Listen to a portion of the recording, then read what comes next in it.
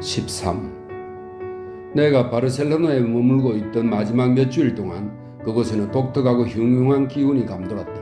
의심, 공포, 불안, 감추어진 정오의 분위기였다. 5월 전투는 지울 수 없는 후유증을 남겼다. 카벨레로 정권의 붕괴 이후 공산주의자들은 확고하게 정권을 잡았다. 치안 책임은 공산주의자 강요들에게 넘어갔다. 그들은 기회만 주어진다면 그 즉시 정적들을 숙청해버릴 것임을 아무도 의심치 않았다.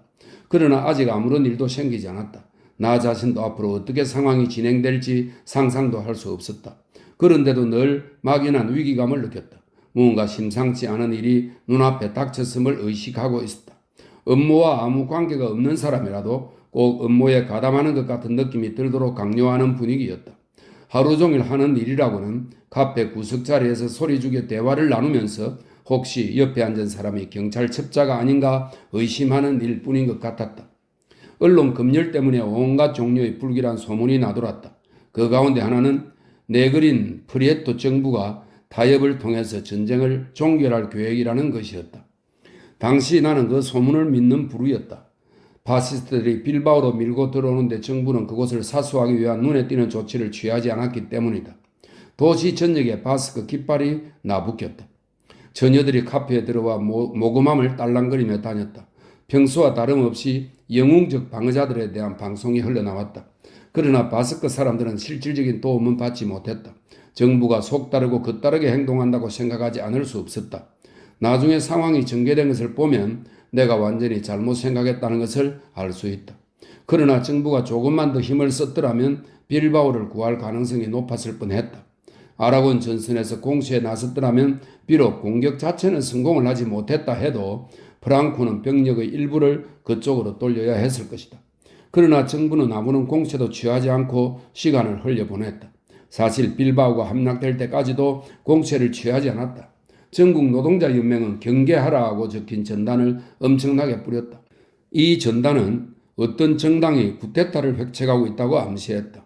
또 카탈로니아가 침공당할 것이라는 공포감도 널리 퍼져 있었다. 일전에 전선으로 돌아갈 때 나는 전선 뒤로 수십 킬로미터 떨어진 곳에 막강한 방어시설이 구축되고 있는 광경을 보았다. 바르셀로나 전역에서 공습 대표를 새로 파고 있었다.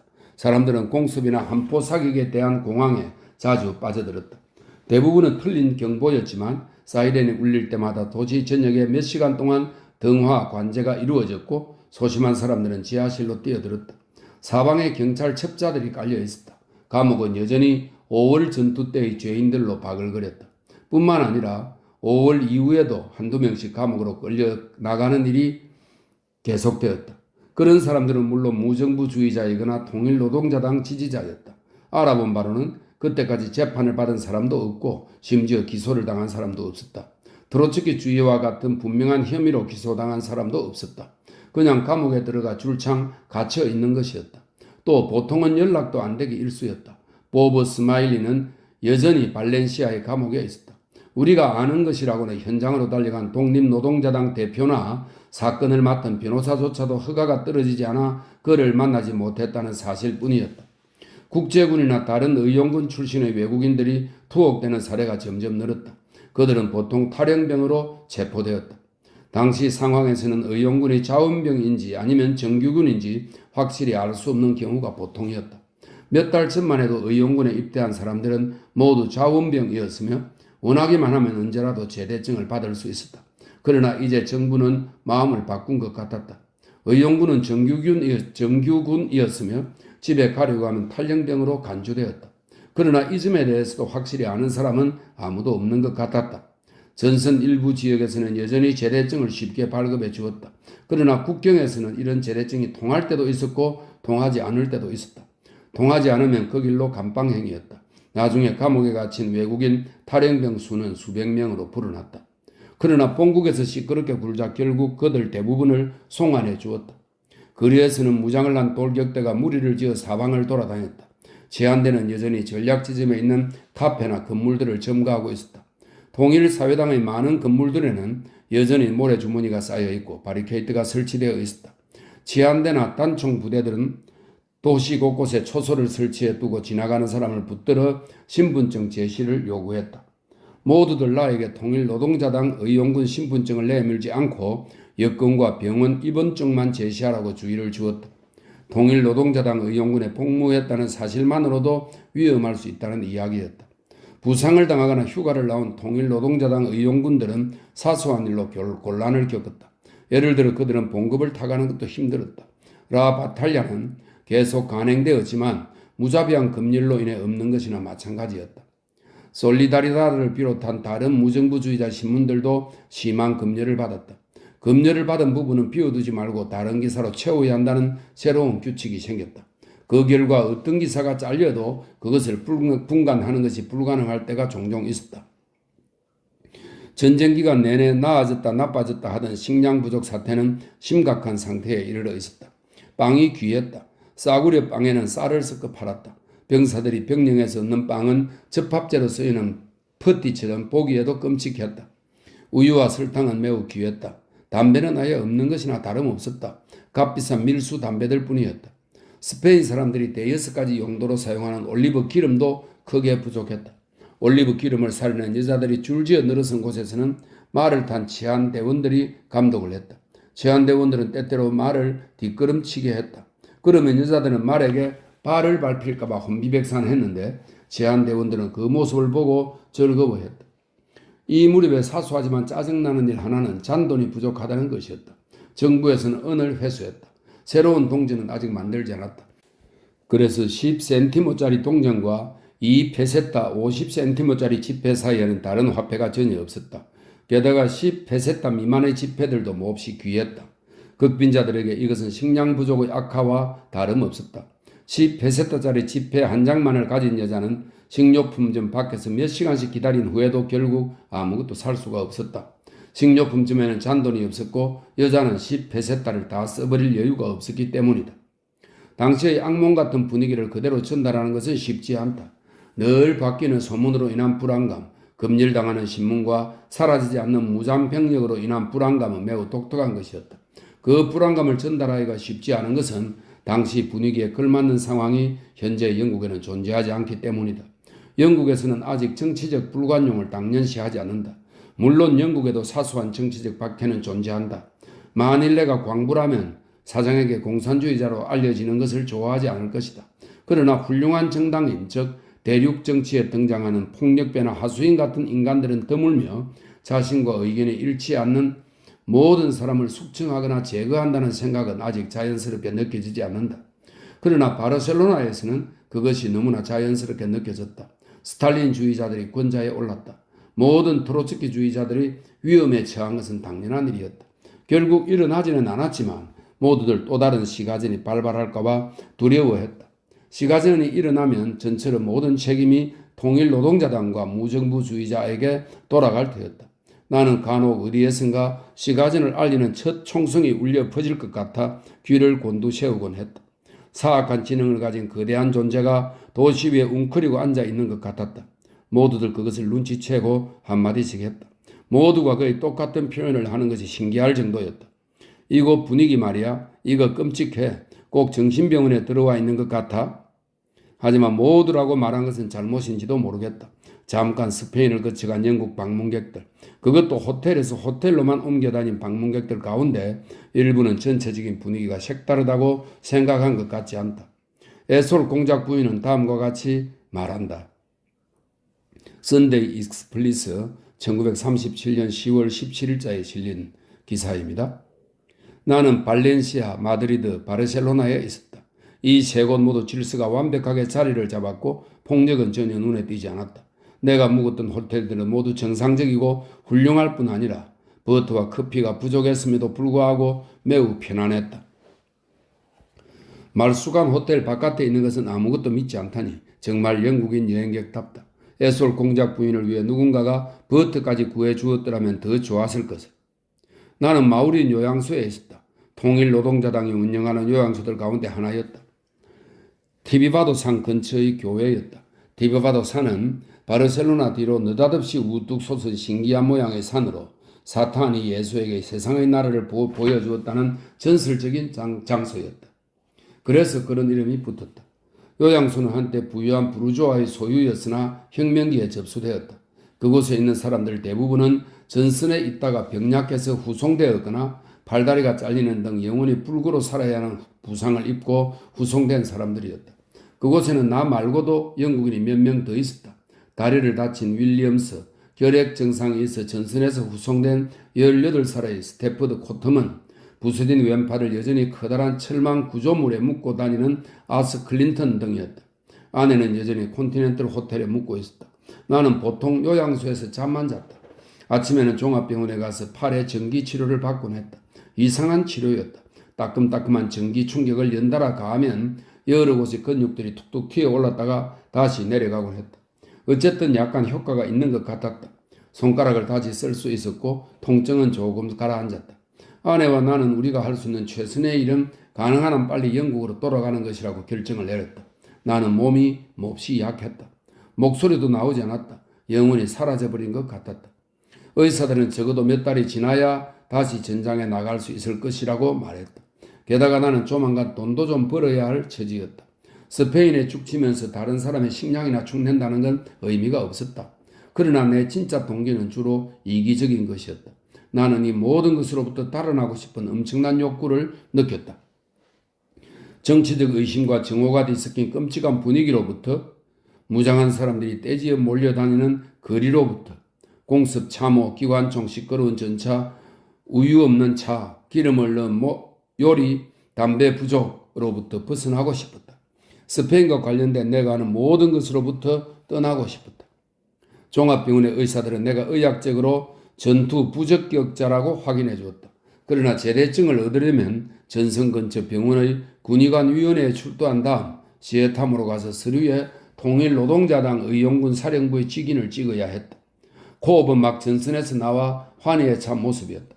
그는 나오기 직전 작전에 참가했는데 우에스카가 드디어 우리 손에 넘어올 것 같다고 말했다. 정부는 마드리드에서 병력을 끌고 와 우에스카 전선에 3만 병력을 집중 투입했다. 엄청난 수의 비행기들도 동원하였다. 내가 보았던 이탈리아인들은 타라고나에서 전선을 따라 올라가 하카 도로를 공격했으나 많은 사상자를 냈고 탱크 2대를 잃었다. 하지만 우에스카는 함락될 거라고 코엄은 말했다. 그러나 슬프게도 그의 말대로 되지 않았다. 그 공격은 엄청난 실패였으며 신문이 거짓말 잔치를 벌이는 계기만 만들어 주었을 뿐이다. 코업은 육군성에서 면접을 보기 위해 발렌시아로 가야 했다. 그는 동군을 지휘하는 포사스 장군으로부터 편지를 받았다. 코업을 전폭적으로 신임하는 사람이라고 부르면서 공병대에 특별 추천하는 내용의 평범한 추천장이었다. 코업은 군대에 오기 전에 기술자였다. 그는 내가 시애탐으로 떠나던 날 발렌시아로 떠났다. 6월 15일이었다. 나는 다시금 바르셀로나를 비웠다. 나는 다른 사람들과 함께 화물 트럭을 타고 자정쯤 시애타모에 도착했다. 통일노동자당 사령부에 도착하자마자 사령부는 우리를 줄 세우더니 소총과 탄약통을 나누어 주기 시작했다. 아직 이름도 묻기 전이었다. 곧 공격이 시작될 기세였기 때문에 예비군들이라도 다 동원하는 것 같았다. 나는 호주머니에 병원 입원증이 있었지만 차마 참전 못하겠다는 말을 할 수가 없었다. 나는 탄약 상자를 베개 삼아 땅바닥에서 잠을 청했다. 무척 곤혹스러운 기분이었다. 부상을 당하는 바람에 한동안 나는 기가 죽어 있었다. 부상을 당하면 보통 그렇게 되는 것 같다. 그래서 총알이 쏟아지는 곳으로 나갈 생각을 하니 무척 겁이 났다. 그러나 평소와 다름없이 이 일에도 만연화적인 부분이 있었다. 결국 우리는 불려나가지 않았다. 그래서 다음날 나는 병원 입원증을 제시하고 제대증을 찾으러 갔다. 제대증을 찾으려니 여러 번 정신없고 짜증나는 걸음을 해야 했다. 그들은 평소와 마찬가지로 이 병원 저 병원을 돌아다니게 만들었다. 시에타모, 바르바스트로, 몬손 그리고 다시 시에타모에 왔어야 제대증의 직인을 받을 수 있었다. 그리고 나서 다시 전선을 따라 바르바스트로와 레리다를 경유해야 했다. 병력이 우에스카로 집결하면서 모든 운송수단이 그곳으로 집중되는 바람에 다른 모든 곳이 혼란에 빠졌기 때문이다. 여러 이상한 곳에서 잠을 잤던 기억이 난다. 한 번은 병원 침대에서 또 한 번은 도랑에서 잤다. 한 번은 한밤중에 아주 좁은 벤치에서 잠이 들기도 했고 또 한 번은 바르바스트로의 시립 숙박소 같은 곳에서 잤다. 철도를 벗어나면 지나가는 트럭에 올라가는 것 외에는 이동할 방법이 없었다. 그러려면 길가에서 몇 시간을 기다려야 했다. 때로는 서너 시간을 기다리기도 했다. 오리나 토끼가 가득한 보따리를 든 비탄에 담긴 농민무리와 함께 트럭이 지날 때마다 손을 흔들어야 했다. 마침내 사람이나 빵이나 탄작 장소로 가득 차지 않은 트럭을 하나 얻어타게 되면 이번에는 험한 도로에서 들컹거리나 진이 다 빠졌다. 말을 타도 그들보다 더 높이 뛰어오르는 적은 없었을 것이다. 모두 똘똘 서로 붙들고 가는 수밖에 없었다. 창피하게도 나는 몸이 너무 약해 다른 사람의 도움 없이는 혼자서 트럭에 올라타지도 못했다. 군의관을 만나기 위해 간 몬손 병원에서 나는 하룻밤 신세를 졌다. 내 옆에는 왼쪽 눈을 다친 돌격 대원이 있었다. 그는 다정하게 굴면서 나에게 담배를 주기도 했다. 내가 말했다. 바르셀로나에서 만났으면 서로 총질을 했겠군. 우리는 함께 웃음을 터뜨렸다. 어디든 전선 가까운 곳에만 가면 전반적 분위기가 완전히 달라지니 신기한 일이었다. 정당 간의 악의에 찬 정오심은 모두 혹은 거의 사라져버렸다. 전선에 있는 동안 통일사회당 추종자가 내가 통일노동자당 관계자라는 이유로 나에게 적대감을 보인 기억은 전혀 없다. 그런 태도는 바르셀로나 또는 그보다 전쟁에서 더 먼 지역에서나 나타나는 것이었다. 시에타모에는 돌격대원들이 아주 많았다. 우에스카 공격에 참여하기 위해 바르셀로나부터 출전한 병사들이었다. 돌격대는 본래 전선 투입을 주 목적으로 구성된 부대는 아니었다. 그래서 전에 총알이 쏟아지는 전선에 가본 적 없는 병사들도 많았다. 그들은 저 아래 바르셀로나에서는 거리의 왕이었다. 그러나 이곳에 올라와서는 신참에 지나지 않았다. 전선에서 몇 달을 보낸 15살짜리 의용군 꼬마에게도 구박을 받는 처지였다. 몬손 병원의 의사는 다른 의사들과 마찬가지로 혀를 끄집어내고 거울을 들이밀었다.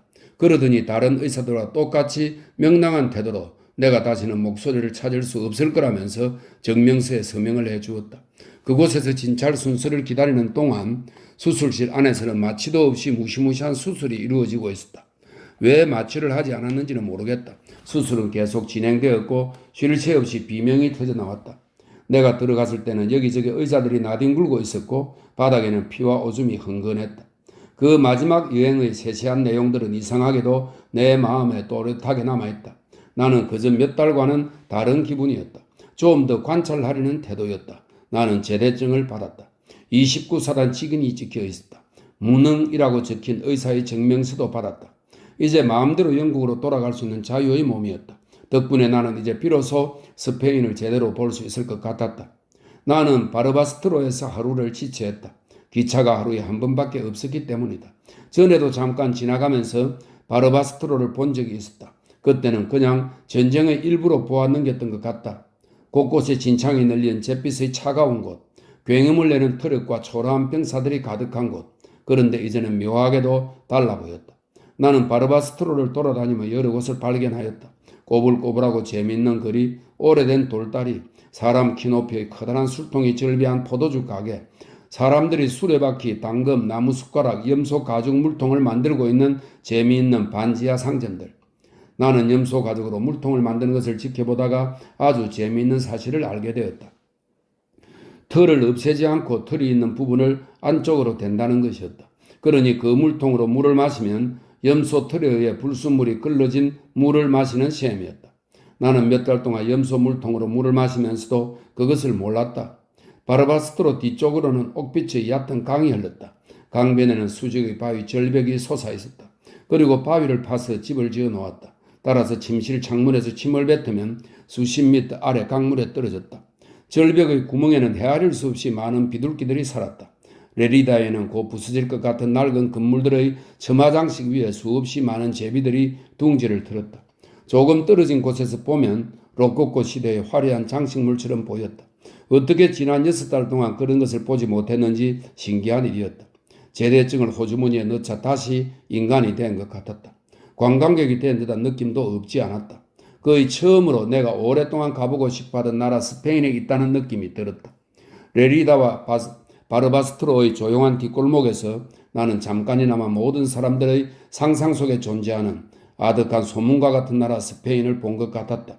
하얗고 뾰족뾰족한 산맥, 염소지기, 종교 재판을 하던 지하 감옥, 무의인의 궁전, 꾸불꾸불 줄지어가는 검은 노새, 잿빛의 올리브 나무와 레몬 숲, 머리에서 어깨까지 검은 베일을 덮어선 처녀들, 말라가와 알리깐테의 포도주, 성당, 주기경, 투, 집시, 세레칸테.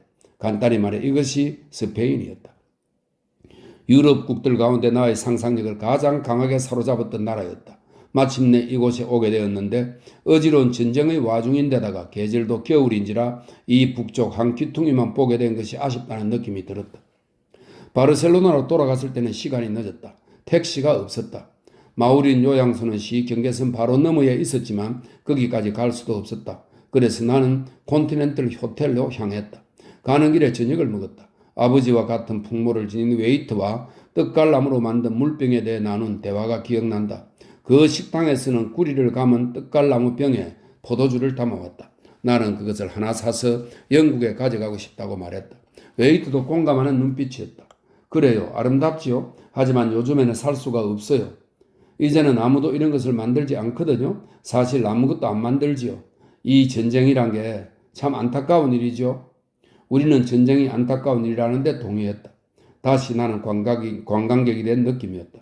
웨이트는 나에게 다정하게 물었다. 스페인이 마음에 들었습니까? 다시 스페인에 오겠습니까? 아, 그럼요. 다시 오고 말고요. 이 대화의 평화로운 분위기는 내 기억에 강하게 남아있다. 바로 뒤에 일어난 일 때문이다. 호텔에 가자 아내는 라운지에 앉아있었다. 그녀는 나에게 아무런 관심도 없는 듯 나에게 다가왔다. 그녀는 내 목에 팔을 두르더니 라운지에 있는 다른 사람들을 의식하여 달콤하게 웃음을 지으며 입을 내 귀에 대고 작지만 날카로운 소리로 말했다. 나가요. 뭐? 당장 여기서 나가요. 뭐라고? 여기 서 있지 말란 말이에요. 얼른 밖으로 나가야 해요. 뭐? 왜? 무슨 소리야? 아내는 내 팔을 잡더니 벌써 계단 쪽으로 이끌고 있었다. 계단을 반쯤 내려가다가 프랑스인을 한 사람 만났다. 그 사람 이름은 말하지 않겠다. 그는 통일노동자당과 아무런 관련이 없었는데도 어려운 일이 있을 때마다 우리의 좋은 친구가 되어주었기 때문이다. 그는 근심스러운 얼굴로 나를 보았다. 잘 들어요? 당신은 여기에 들어오면 안 됩니다. 저 사람들이 경찰에 연락을 하기 전에 어서 나가서 숨으세요. 그러더니 계단 밑에서는 통일노동자당 당원인 호텔 직원 하나가 엘리베이터에 서서 슬그머니 빠져나와 나에게 엉터리 영어로 어서 나가라고 말했다. 그때까지도 나는 무슨 영문인지 몰랐다. 대체 왜들 이러는 거야? 나는 보도로 나오자마자 물었다. 못 들었어요? 아니 뭘 들어? 난 아무것도 못 들었어. 통일노동자당이 불법화되었어요. 당국에서 모든 건물을 접수했어요. 거의 다 감옥에 갔어요. 벌써 총살을 시작했다는 소문이에요. 그랬던 것이다. 우리는 어딘가로 옮겨 이야기를 해야 했다. 람블라스 거리의 큰 카페에는 경찰이 득실거렸다. 결국 우리는 새길에서 조용한 카페를 하나 찾아냈다. 아내는 내가 없는 동안 일어났던 일을 설명해 주었다. 6월 15일 경찰이 갑자기 안드레스 니인을 그의 집무실에서 체포했다. 같은 날 팔콘 호텔을 습격하여 안에 있던 모든 사람들을 체포했다. 대부분은 휴가를 나온 의용병들이었다. 팔콘 호텔은 졸지에 감옥으로 바뀌었다. 얼마 안 있어 호텔은 온갖 종류의 죄수들로 가득 찼다. 다음날 통일노동자당은 불법 조직으로 선포되었고 정부는 관련 사무실, 책방, 요양소, 붉은 원조센터 등을 접수했다. 한편 경찰은 통일노동자당과 어떤 식으로든 관련이 있다고 알려진 사람들 가운데 눈에 띄는 사람은 모조리 체포했다. 하루 이틀 새 40명의 집행위원들 거의 전부가 투옥되었다. 한두 명은 체포를 피해 몸을 숨겼을지도 모르지만 그럴 경우에 경찰은 부인을 인질로 잡는 책략을 썼다. 전쟁 동안 양편에서 널리 사용하던 수법이었다. 얼마나 많은 사람들이 체포당했는지 알 도리가 없었다. 아내는 바르셀로나에서만 400명가량이 체포되었다는 소문을 들었다고 했다. 아무리 시기적으로 그런 때라고 하지만 너무나 엄청난 숫자이면 틀림없었다. 별의 별 사람들이 다 체포당했다. 심지어는 부상당한 의용병까지 병원에서 끌려 나왔다. 정말 황당하기 짝이 없었다. 도대체 어떻게 된 영문이란 말인가? 통일노동자당을 불법화한 것까지는 이해할 수 있었다. 그러나 왜 사람들을 체포한단 말인가? 내가 아는 한 아무런 이유가 없었다. 통일노동자당의 불법화는 확실한 소급 효과를 가지고 있는 것 같았다. 통일노동자당은 이제 불법이다. 따라서 과거에 거기에 소속되었던 사람들도 현재의 법을 어기고 있는 셈이었다. 늘 그렇듯이 체포된 사람들은 정식으로 기소되지 않았다. 그러나 발렌시아의 공산주의 계열 신문들은 엄청난 파시스트 음모에 대한 기사로 열을 올렸다. 적과 무전으로 내통을 했고 눈에 보이지 않는 잉크로 서명한 문서를 주고받았다는 등등의 이야기였다. 전에도 이미 접해본 적이 있는 기사였다. 중요한 점은 그 기사가 오직 발렌시아 신문들에만 실렸다는 것이다. 바르셀로나 신문에는 공산주의 계열이든 무정부주의 계열이든 공화주의 계열이든 상관없이 파시스트 음모 기사나 통일노동자당 불법화에 대한 기사가 단 한 줄도 실리지 않았다. 아마 내 말이 맞을 것이다. 우리가 통일노동자당 지도자에 대한 혐의의 성격을 정확하게 알게 된 것은 스페인 신문이 아니라 하루 이틀 뒤에 바르셀로나에 도착한 영국 신문들을 통해서였다. 그 당시 우리는 정부가 반역이나 간첩 혐의를 걸지 않았으며 강요들이 오히려 나중에 그것을 부인했다는 사실을 알지 못했다. 우리는 그저 통일노동자당 지도자들과 나머지 당원들이 파시스트에게 매수당했다는 비난을 받고 있다고 막연히 짐작만 했을 뿐이다. 사람들이 이미 감옥에서 비밀리에 총살을 당하고 있다는 소문이 돌고 있었다. 이 소문에는 많은 과장이 있었으나 그런 일이 있었던 것은 사실이다. 니인이 바로 그런 경우였다. 니인은 체포된 뒤에 발렌시아로 이송되었다가 거기서 다시 마드리드로 이송되었는데 6월 21일이라는 이런 시기에 바르셀로나에는 니인이 총살당했다는 소문이 돌았다. 나중에 이 소문은 좀 더 분명한 형태를 띠었다. 니인은 비밀경찰에 의해 감옥에서 사살당했고 그의 시신은 거리에 버려졌다는 것이다. 이 소식은 여러 소식통으로부터 나왔는데 전직 강요인 페데리카 몬트세니스도 그 출처 가운데 하나였다. 그 후로 니인이 살아있다는 이야기를 두 번 다시 듣지 못했다. 나중에 각국에서 파견된 대표단이 정부 측에 질문을 했을 때 정부는 주저하면서 니인이 실종되었고 그 소재는 알지 못한다는 이야기만 했다.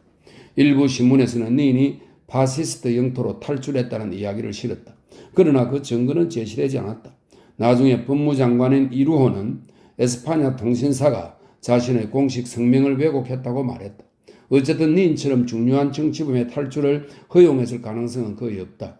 나중에 그가 살아있는 모습으로 나타나지 않는 한 우리는 그가 감옥에서 죽임을 당했다는 사실을 받아들여야 할 것이다. 체포 소식은 몇 달간에 걸쳐 끊임없이 이어졌다. 결국 정치범의 숫자는 파시스트를 제외하고는 수천 명으로 불어났다. 한 가지 주목할 만한 사실은 하위직 경찰관들의 자율적 행동이었다. 많은 체포 건수들이 명백하게 불법적이었다. 그러나 경찰서장이 석방을 명령한 많은 사람들은 감옥 문 앞에서 다시 체포되어 비밀 감옥으로 옮겨졌다. 구르트 란다우 부부가 전형적인 경우였다. 그들은 6월 17일경에 체포되었으며 란다우는 즉시 실종되었다. 그러나 그의 부인은 5달 뒤에도 그대로 감옥에 있었다. 재판도 받지 못했고 남편 소식도 듣지 못했다. 그녀는 단식 투쟁을 선언했다. 그러자 법무장관은 그녀의 남편이 죽었다고 확인해 주었다. 그 직후 그녀는 석방되었으나 즉시 다시 체포되어서 재투옥되었다. 경찰은 적어도 처음에는 그들의 행동이 전쟁에 미칠 영향에 대해 완전히 무관심한 것처럼 보였다는 점도 주목할 만하다. 그들은 미리 허락도 받지 않고 중요한 자리에 있는 군 장교들을 거리낌 없이 체포해갔다. 6월 말 무렵 29사단을 지휘하던 호세 로비라 장군은 바르셀로나에서 파견한 일군의 경찰관들에 의해 전선 근처에서 체포당했다. 그의 부하들은 육군성의 항의 대표단을 파견했다. 그러나 육군성도 검찰총장 오르테가도 경찰서장도 로비라의 체포를 몰랐다는 사실이 확인되었다. 이 모든 일 가운데 내가 가장 찜찜하게 생각했던 일은 그다지 중요한 일은 아닐지 몰라도 이런 상황에 대한 소식이 전선의 부대에는 전혀 알려지지 않았다는 것이다. 이제 곧 알게 되겠지만 나나 그 밖의 어느 누구도 통일노동자당의 불법화에 대해서는 아무런 소식도 듣지 못했다. 통일노동자당 의용군 사령부, 붉은 원조센터 등은 평소와 다름없이 기능하고 있었다.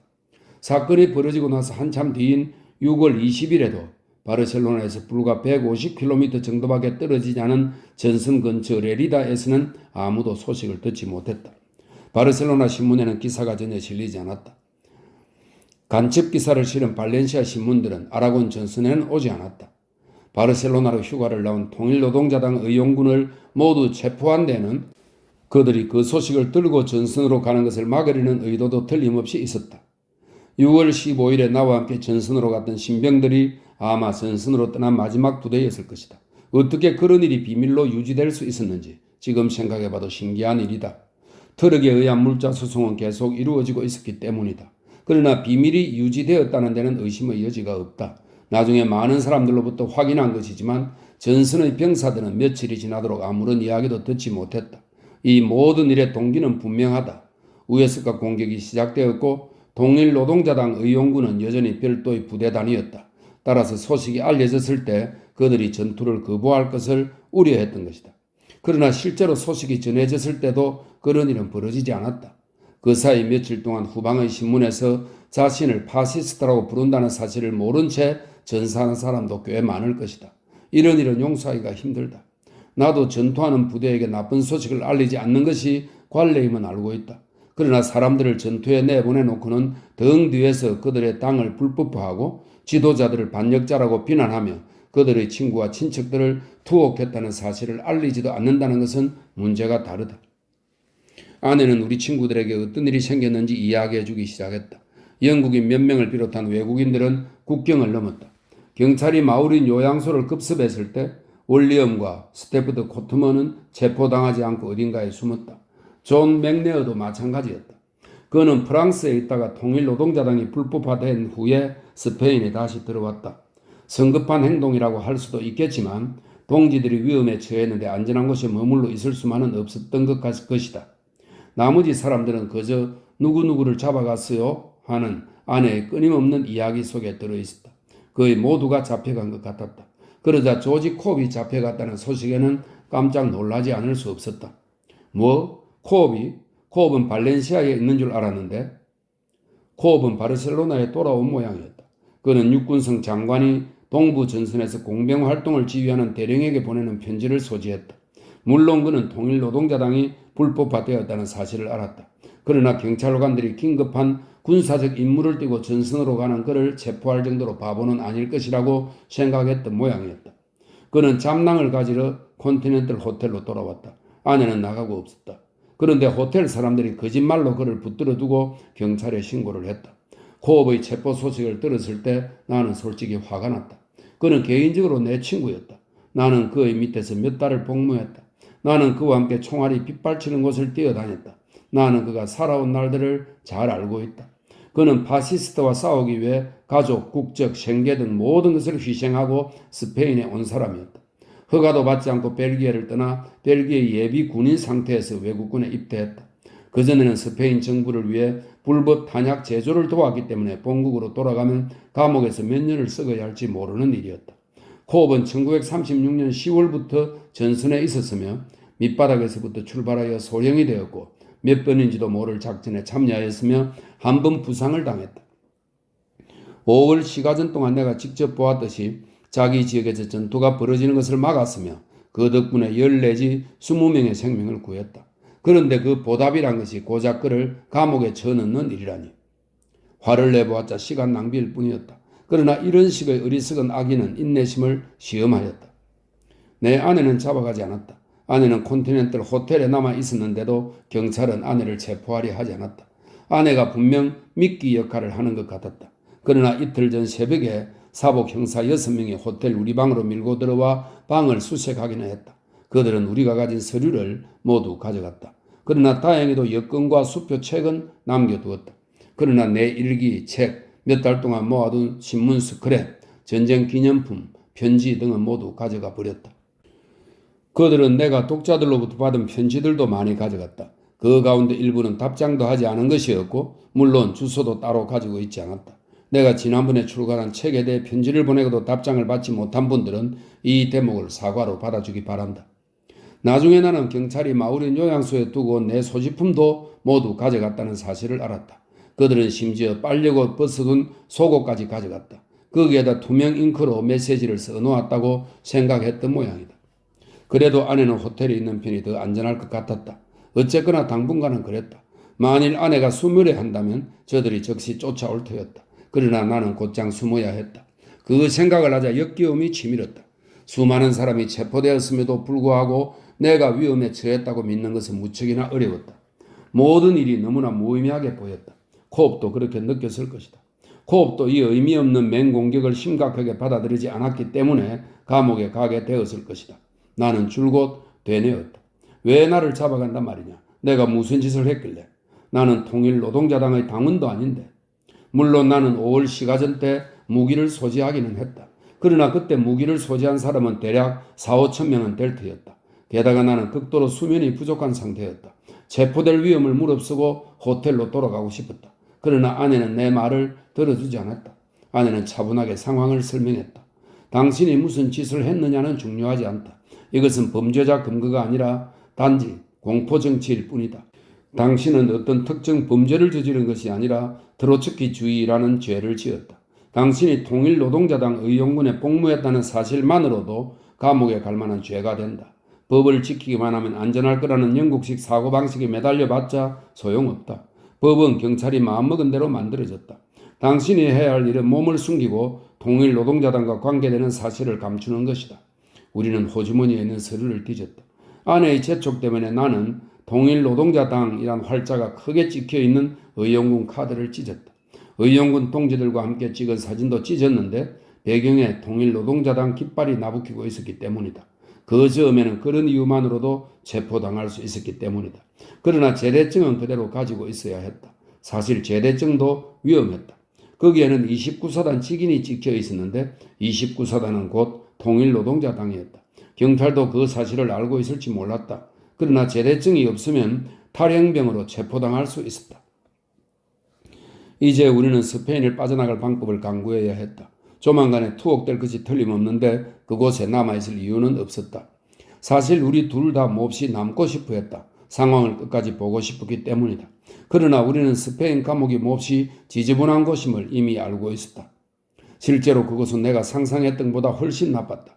그리고 한번 감옥에 들어가면 언제 나올지 알 수 없었다.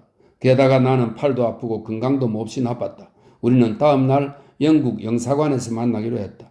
코트문과 맥레어도 그곳으로 오기로 했다. 여권을 정리하려면 이틀은 걸릴 것 같았다. 스페인을 떠나려면 세 군데의 관공서에서 여권의 도장을 받아야 했다. 경찰서장, 프랑스 영사, 카탈로니아 이민국. 물론 경찰서장은 위험했다. 그러나 영국 영사라면 우리가 통일노동자당과 관계가 있다는 사실을 감추고 도장을 받을 수 있을 것 같았다. 분명히 트로츠키주의자란 혐의를 받고 있는 외국인들의 명단이 있을 것이고 우리 이름도 거기 들어있을 가능성이 높았다. 그러나 운이 좋으면 명단보다 앞서 국경에 도착할 수도 있었다. 혼란과 만연한 정신 때문에 명단 전달이 지체될 것이 틀림없었기 때문이다. 다행히도 이곳은 독일이 아니라 스페인이었다. 스페인 비밀경찰은 게슈타포 정신을 어느 정도는 가지고 있으나 능력에서는 훨씬 못 미쳤다. 그래서 우리는 헤어졌다. 아내는 호텔로 돌아갔고 나는 잘 곳을 찾아 어둠 속을 헤맸다. 우울하고 따분했던 기억이 난다. 침대에서 하룻밤 자기를 간절히 바랐는데 갈 곳은 없었다. 피난처로 삼을 만한 집은 없었다. 통일노동자당은 지하 조직이 거의 없었다. 지도자들도 당이 불법화될 가능성이 높다는 사실을 틀림없이 인식하고 있었을 것이다. 그러나 이런 식의 전면적인 마녀 사냥은 전혀 예상하지 못했다. 통일노동자당이 불법화되던 당일까지도 집행부 건물 개조를 단행하고 있었으니까 그 결과 모든 혁명정당이라면 당연히 가지고 있어야 할 접선 장소나 은신처가 통일노동자당에는 존재하지 않았다. 그날 밤 얼마나 많은 사람들, 경찰에게 집을 습격한 사람들이 거리에서 잠을 잤는지는 아무도 모른다. 나는 제대증을 얻기 위해 닷새 동안 짜증나는 여행을 하면서 도저히 잘 수 없는 곳에서 잤다. 팔이 몹시 아팠다. 그런데도 이 멍청이들이 나를 추적하는 바람에 또다시 땅바닥에서 자야 했다. 내 생각은 거기까지밖에 못 미쳤다. 나는 적절한 정치적 사고는 하지 못했다. 나는 일이 벌어지는 와중에는 절대 그런 생각을 못한다. 전쟁이나 정치에 말려들 때면 늘 그런 것 같다. 신체적 불편함과 그놈의 터무니없는 수작이 끝나기를 바랄 뿐이다. 나중에야 사건들의 의미를 볼 수 있다. 그러나 일이 벌어지는 동안에는 그저 거기서 벗어나고 싶은 마음뿐이다. 저열한 성품이라고 아니할 수 없다. 나는 한참을 걷다가 종합병원 근처에서 발을 멈추었다. 객이 좋아하는 경찰관에게 신분증 제시를 요구받지 않고 누워있을 수 있는 장소를 찾고 싶었다. 나는 방공 대피소에 들어가 보았다. 새로 파서 몹시 축축했다. 이윽고 무너진 교회와 마주쳤다. 혁명 기간 동안 내부가 파괴되고 불에 탄 곳이었다. 껍질만 남은 셈이었다. 지붕도 없는 담벼락이 잡석 더미를 둘러싸고 있었다. 나는 어두컴컴한 곳을 쑤시고 다니다가 누울 만한 공간을 찾았다. 깨진 돌덩어리들 때문에 등이 편하지는 않았다. 그러나 다행히도 따뜻한 밤이었다. 덕분에 몇 시간은 잘 수 있었다.